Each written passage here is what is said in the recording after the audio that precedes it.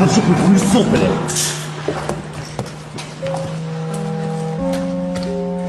To'g'risi bu voqeani qayda bo'lganini bilgan bo'lsa yana kerak. Rossiyada shu maktabida bo'lgan 10 yoshli bolani shunaqa tarzda pichoqlangan. Endi u vahshiylikda, bu insongarchilik emas. Nimaga bo'lgan bilmadim. U 10 yoshli bola Tojikistonlik bo'lgan. Tojikiston ahliga sabr tilaymiz, to'g'risi. Men hech qachon bitta narsani esdan chiqarmayman. U ming tojik bo'ladimi, qirg'izmi bo'ladimi, qozoq bo'ladimi, ming Amerika bo'ladimi, hammamiz bitta joyga boramizda, bitta o'sha qabrga boramiz. Yo ular tillali qabrga bormaydi, yo o'sha millat ajratganlar boshqa qabrga bormaydi. Hammamiz bitta joyga boramiz, bitta joyda o'lamiz. Vaqt soat kelsa bitta vaqtda o'lamiz. Endi 10 yoshli bolada nima ayb bo'lgan bo'lishi mumkin? Mana shu narsa qiziqtiryapti.